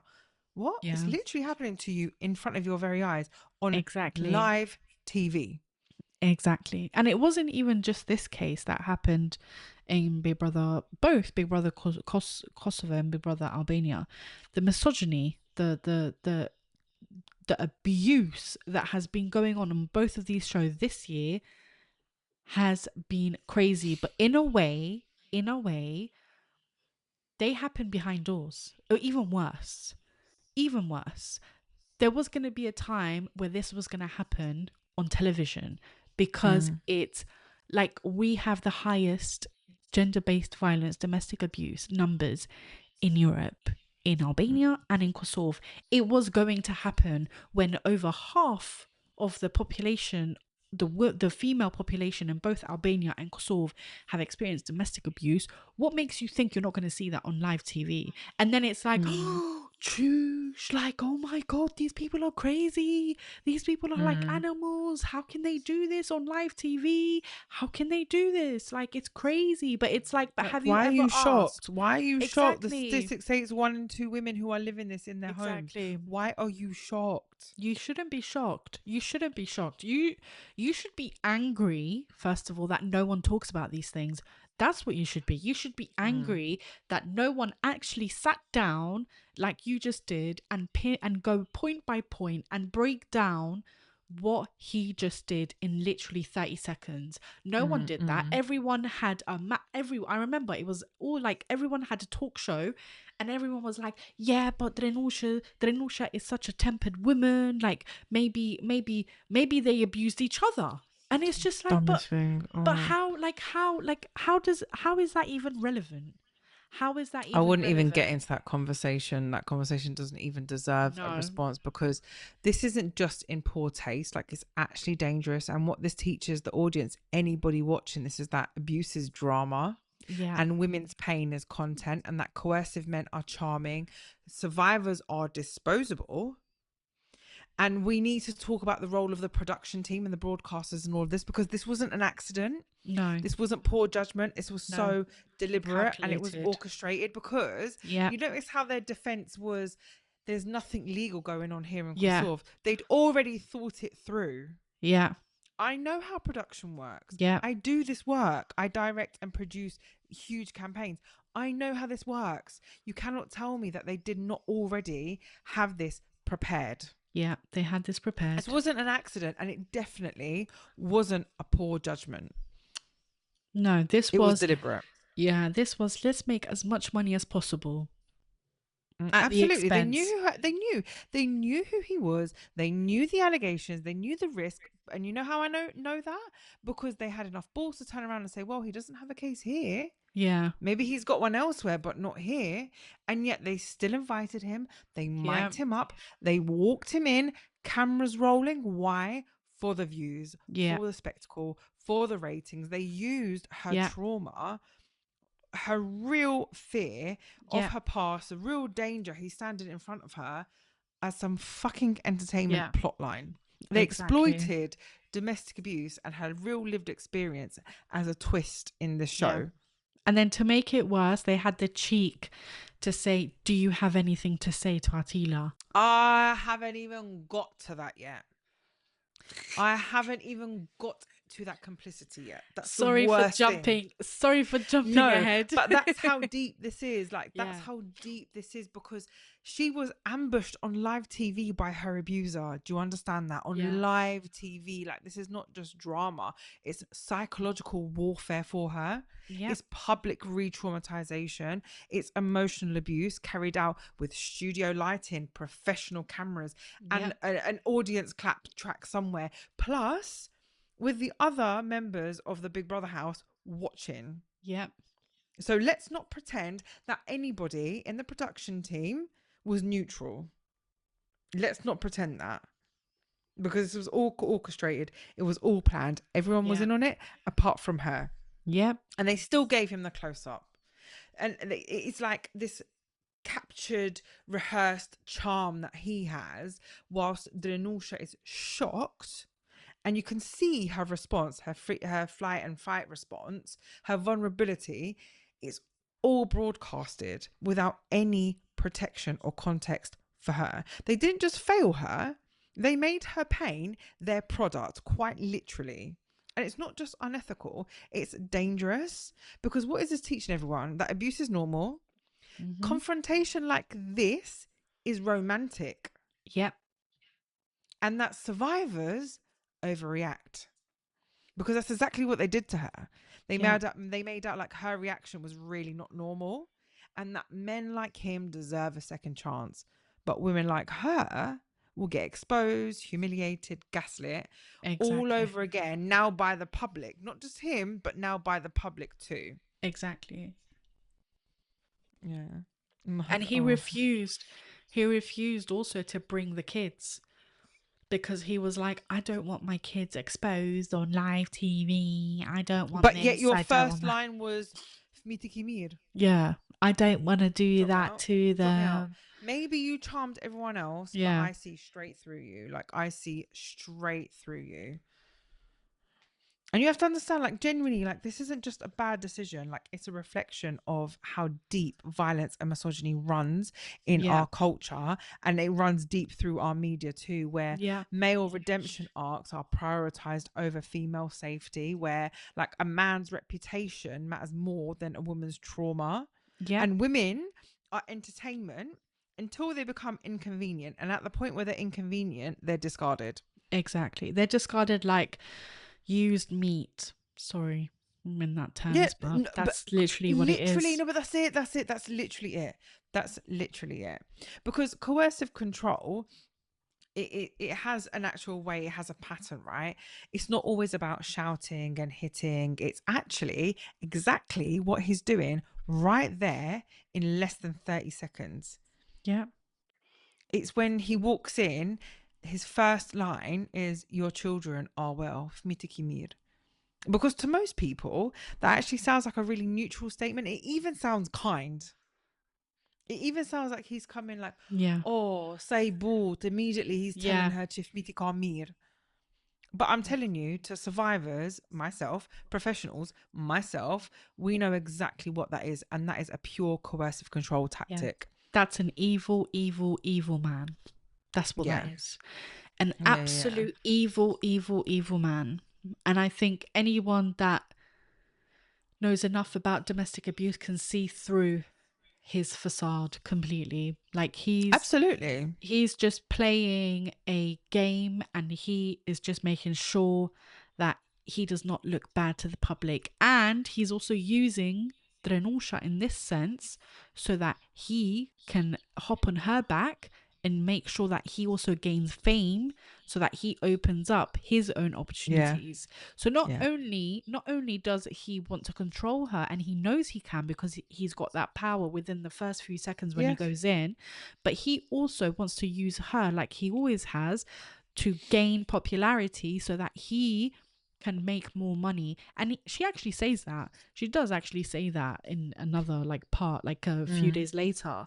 She does actually say that. And it's so, it's like it's giving I can't do anything by myself, but I've broken this woman down so much, and now I know that I can control her within an instance. I now have complete access to her world and her success because I deserve it. I deserve that success. The entitlement. I deserve it. I am entitled to it. I. And the way that, like, using children is quite literally just to reassert dominance. It's his way of saying, like, I still have the power of you, and I still hold what matters most to you. We know that. Like, if I was faced, I'm telling you, when I say how triggering this clip was for me, I didn't even watch all the way up until the presenter. That was something I watched later on down the line, and that was still triggering enough.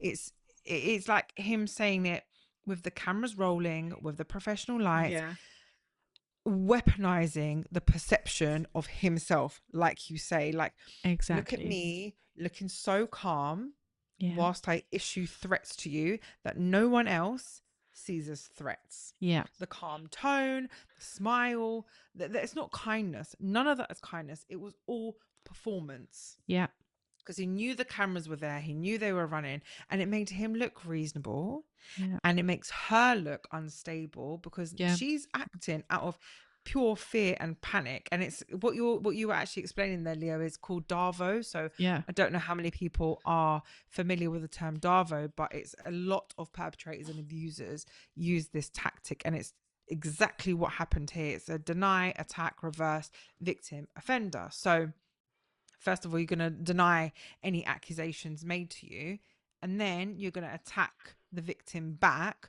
which makes you, in reverse, the victim yourself, and now her, the perpetrator, in some way, somehow. That was his tactic. I don't think it quite worked, but that was his aim. And a lot of abusers, a lot of perpetrators, most of them do. And the thing is, right, this isn't just about him, because whilst we're going to hold him 100% accountable, he's a piece of shit. He's a perpetrator of domestic abuse. We know that, not just with Dimulsha, but his ex-wife too. We actually have legal proof of that. Is it Finland or Sweden? Sweden, right? There's actual legal proof of that. But the culture allowed it. yeah, The culture allowed it, because in our culture, when women speak out, they're not seen as brave, they're seen as dishonorable. And this is what's happened to her, publicly shaming her. yep, Publicly shaming her. So when a national broadcaster stages this reunion, this reconciliation, without any consent from her, no warning, no safeguarding, Nothing. they're not just enabling the abuse, they're actually taking part in it. exactly. They're turning a woman's trauma into prime time ratings. And Yeah, in doing so, they're sending this message to every other survivor watching, that if you speak up, this is what will happen to you too. exactly. They're sending that message that no matter where you are, if you speak up, we're going to punish you. No matter where you are, you can't hide, because even on TV, we can't protect you. Yeah. We can't protect and it's like you. you said, this didn't even just end with the ambush. Like, because you said he actually was allowed to stay in the house. They kept him in there. Yeah. So after this public confrontation, after him threatening her, however subtly, however strategically, in front of millions, they let him stay. Yep. So she had to wake up every single day and share this space with this man who abused her, this man who actually, as soon as he went into the house, held her children as leverage. This man who smiled in her face whilst he was terrorizing her. Exactly. But kudos to her for keeping herself so strong. Even though it's bittersweet, honestly, kudos to her for showing a really strong face and not allowing him, not because she looks so devastated, she really does, but she's such a strong person. Because I followed her, we followed both of us followed her journey, but I followed her a bit more, and she was constantly really strong, really opinionated, and did not let his entrance into that godforsaken house kind of sidetrack her. She kept her goal in her head and she went for it. So even though he did come in and he did what he did after he left, because he did actually have to come out. He had to come out because, thank God, shout out to Chica.org, thank God that we've got them in Kosovo, because they're the ones that pushed investigations, and then that investigations actually went into legal in Kosovo, and the legal body in Kosovo, so basically like the courts in Kosovo, basically told Big Brother, you're gonna have to do something. Either we shut it down or he comes out, basically, in the ship. And he came out and she continued and she just went for it. So kudos to her for just going for it and actually showing him that you're a piece of shit. You're a piece of shit. You can keep, like, you keep my kids for as long as I'm in here, but you're a fucking piece of shit and you've got no control over me. So kudos and I for get her. what you're saying, like, and I get it, and I know that most people would say, like, oh my gosh, she's so strong, but the fact of the matter is she should have never been put in that position. No. She should have never been made to have been that strong and resilient in the first place. And like, this isn't just irresponsible of the broadcaster and the production team, it's actually institutional abuse. That's exactly what it was, because when a woman has no choice but to live under constant surveillance, under the shadow of the abuser, whilst everyone calls it entertainment, that is literally coercive control turned into content. Like, and what we witnessed wasn't just personal violence, it was a system colluding with the violence, a broadcaster choosing ratings over ethics, over this woman's safety, and a production team treating a survivor's fear as some fucking crazy plot twist. And it honestly boggles my mind how no one in their head thought, wait, hang on, this is a bad idea. But the courts had to tell them that this is a fucking bad idea. Why does it need to take someone to threaten you with a fine or with a shutdown or with something for you to open up your eyes? It should never have it, honestly. Because they don't care about women's safety. That's Yeah, it. Point blank. it Period. should have They knew never. They knew the should have situation. never They knew he was a happened. perpetrator. They don't care about women's safety. Yeah. And a lot of the times, when women do come forward and share their stories, or come forward as victims and ask for help, it's not necessarily that they're not being believed. It's that people just don't give a shit. Yeah, They don't want them to talk. They don't want them to come forward and ask for help because it's easier to ignore the fact that it's actually happening. it's so sad. Even if you see, like, in the moment when he comes in, just her visible reaction to me, it was, and even what she says to the presenter, she's like, what kind of surprise is this? Like, to me, it was so clear that she's like trying to reorientate herself in the middle of this violation, like trying to find some kind of safety in this space that's just threatened her. Exactly. And then she says to him, she puts her boundaries in place. She says, like, I've got nothing to say. Yeah.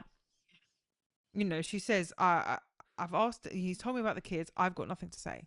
Yeah. But the host, the presenter, presses the issues and says, would you like to talk to him? As if he deserves a chance. Exactly. As if this man who abused her for years is owed one last conversation and she should be grateful for it. Exactly. Someone actually... Oh, go on. Sorry, do you want to finish? No. Go for it. I was just going to say, someone actually in our TikTok comments, Aurora just said, the number of comments I saw saying Miria Kabo really says a lot about our culture. Yeah. And so when you're wondering how did this end up on a huge broadcaster, that's why. Yeah. Because as I said, like I say this over and over again, the violence never really, it doesn't start with being strangled or punched. No. The violence starts with things like this. It starts with the enablement. It starts with the complicity. It starts with the comments. Exactly. And that's what happens. And he, all perpetrators, every single perpetrator, they groom before they abuse. They make sure that you are you are love bombed and then trauma bonded so hard that it takes you years to get out of that. Yeah, absolutely. I just think it's just crazy that instead of like honoring her choice, the presenter turns to her and says, would you like to talk to him? I find it so wild that instead of keeping her safe, they completely took her voice away from her. Remember, her going into Big Brother was her stage. Big Brother was her stage. Exactly. It was her space. She went in there off her own merit, right? Yeah. And they took that from her in that moment, any sense of safety she felt, and still expected her to perform. Exactly. It was a setup. Yeah, it was a complete setup. And honestly, it's just so devastating.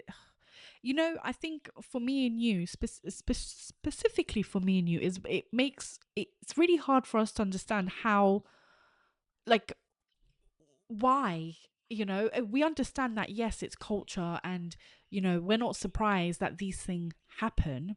Because I don't think we are, because they always happen behind closed doors.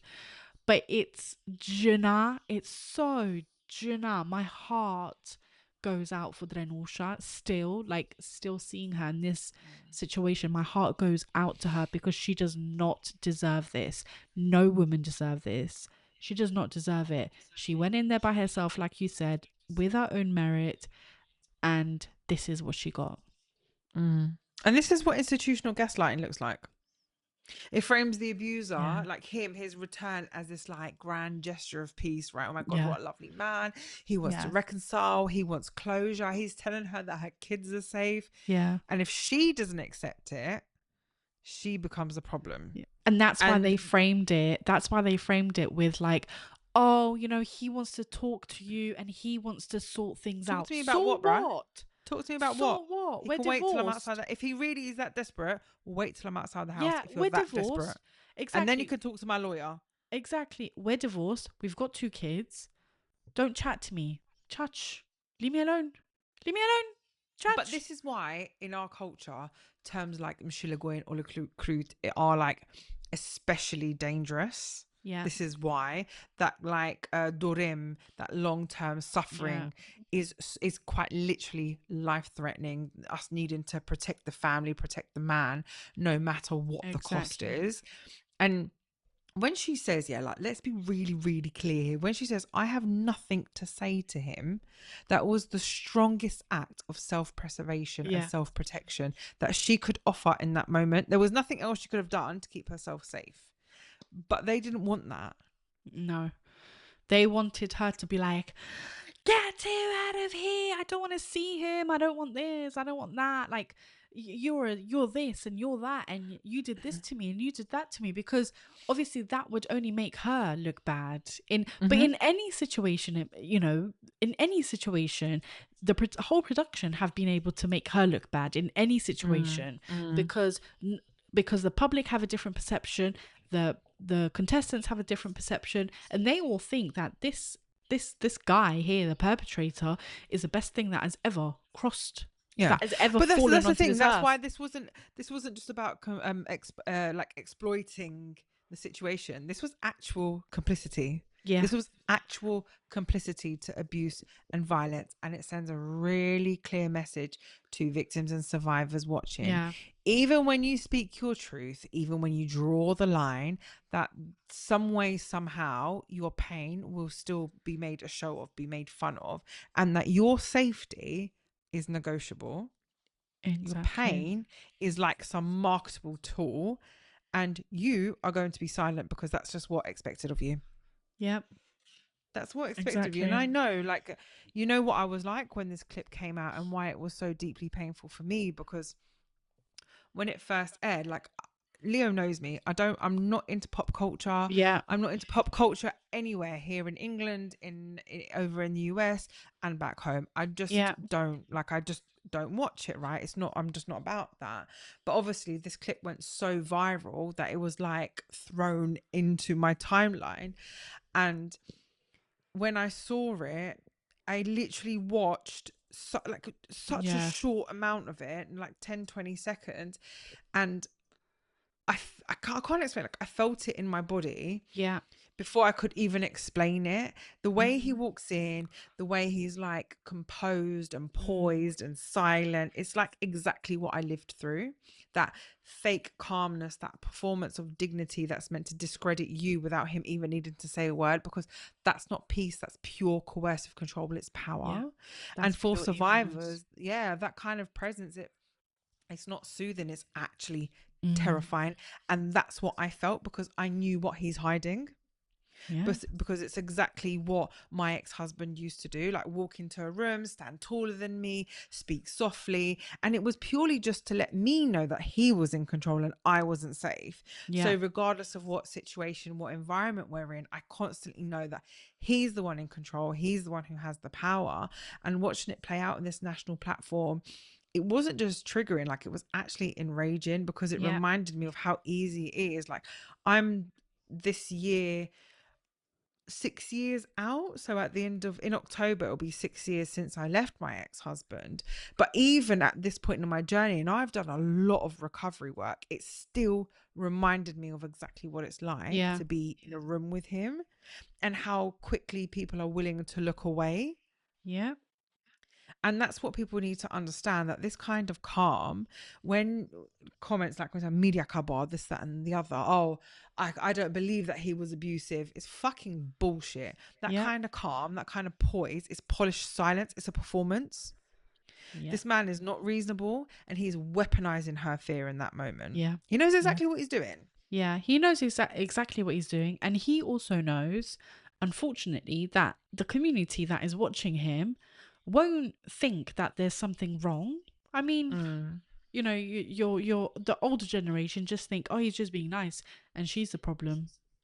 Anyone that actually understands what a narcissist is, because this is narcissistic behavior, what a narcissist is, and what someone that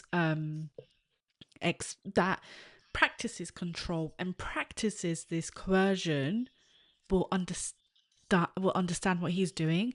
But anyone that doesn't that is really deep in their own misogynistic views and just thinks this is just normal behavior, they won't actually pick it up. And which is just, and this is why unfortunately the production team got away with what they did, because our community does not believe in protection of women. It really doesn't. So it's, but we've got a message on TikTok from Cupcake 11, oh sorry 111, and she said, "Oh my god, hi guys, missed you guys." Missed you too. We're Missed you back, too. baby. We're We're back with a back. bang. And We Nutty are Cat back. has joined us as well. Haven't seen Nutty Cat in ages. Hey, I know. I just think that as a survivor, like when you've lived through this kind of abuse, it's not always necessarily the shouting, the threats, the bruises that stay with you, whilst they're like a very, very dangerous, life-threatening part of the cycle. It's actually a lot of the times these moments, that the way he looks at you across the room without even needing to say a word, and the way your whole body like goes into complete and utter panic because you know what the silence means. Like you learn to read the danger. You even learn to listen to the breathing, the way he adjusts like his sleeve or maybe his shirt, or you learn to survive just by anticipating the mood shifts and decoding the silence, the reading thousands micro expressions just to stay alive. Yeah. And that's the part that people don't see, and that's what exactly Dinusha relived and lived in that moment, because a lot of people, in particular in our community, think that violence is just fists, it's just that physical violence, but actually it starts way earlier than that. It starts with the power, it starts with the silence, it starts with the intimidation. And then many of us as survivors, like myself, by the first time that I was attacked physically, all the real damage had actually been done. All the coercion and the gaslighting and the trauma bonding had taken place. So by the time the violence had happened, I was hook, line and sinker. Yeah. I was involved. I was in it. I didn't even know what was happening was abuse, because it didn't seem like that at the time. So when I watched that, going into that room, like he owns it and speaking about the children, like they're pawns in his game, and look at her like she owes him something, I just felt sick. Because I've lived it. I've lived that gaze. I survived that silence. And I know how terrifying it is to sit across from someone who makes you feel like at some point in your life, certain things I can and can't say on here, that is better for you to disappear. And that's your only form of escape. They will unalive you, basically. Yeah. Unfortunately. Yeah. Whew. Well, that was a lot. We And told you we're back with a bang. Yes, and I think we came back with two things that we really, we came with a bang. Bang, bang. Yeah, no, we came with a bang, and I'm just this is our first one. You know what? We were so nervous to actually get on this because we haven't been on live for ages, but this is a whole different platform because this is streaming, and they were stressed and just getting good content out together, and just because we want, every streaming session that we do, we wanted to just add so much value to all of our listeners and make sure that they get the most out of our streaming content. Well, yeah, and we want this to be a way of interacting with you guys, and you guys really getting involved in the conversation, because I know, like, whilst it's all well and great listening to the pod, sometimes we get like DMs like left, right and center, like, oh my god, I thought this and I felt this and I thought this point was really good, and they have this feedback, and we just felt like this was probably the best way to get you guys interacting with us in real time, but also addressing issues as they happen, because we can't always do that on the pod. So as it stands, this will be every 2 weeks. So our next one will be in 2 weeks' time. Unless the demand is higher for it. Exactly. Who knows? We are literally a work in progress, and we're going to see how it goes. But this evening was so much fun. I enjoyed it so much. Same. Yeah, I Same. think as far as I know, this will be posted on YouTube, right, Leo? Yes, it will. Naughty Cat said weekly, please. Girl, you're gonna burn us out. We've got a new episode of our podcast coming out next You're Friday. so welcome, Fiona. So you'll see us next Friday, and then the week after you'll see us back here on the streaming. So we're working really hard to release content every single week. So because we've been on a break. Thank you all so much. Yeah. We needed it, and you know, like we've been gone for a while. But we really needed it, and this is what we were doing behind the scenes. We were exploring other ways of getting you guys involved, you know, in the pod, thinking of new ideas, and you know, we've even released so many different forms of content on our platform. One being like we're adding more videos to our TikTok and to our Instagram, and also to our YouTube, because I think as of next week or the week after, we're also releasing a vlog series. Yes, we are. We absolutely are. You're all going to be sick of us by the end of it.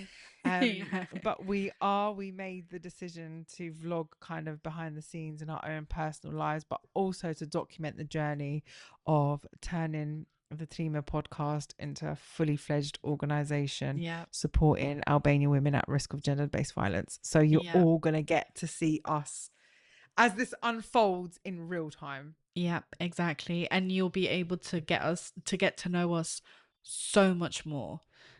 Because we've always said Trime, the podcast is Trime's not just the podcast. There's so many layers to us.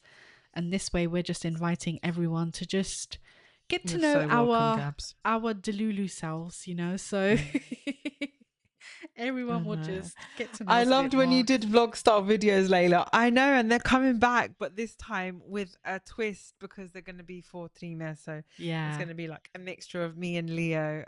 We're going to see how it goes. You're going to see how crazy we are, how actually crazy we are together. So you're going to see why this works. I'm telling you, part Delulu, part determined. Okay, thank you all so much for joining us this evening. I've genuinely enjoyed it. And thank you for being a part of our first live streaming episode in this series. Catch us again. I don't know what the date is in 2 weeks' time. Let me check the date. On the 6th of June. That sounds like it's really far away. But it's not. It really isn't. We'll get there. Next week, Friday, you'll have another episode of the pod to tide you over. Exactly. But until then, love you and leave you guys. Not Not in a Have a great weekend. Thank you.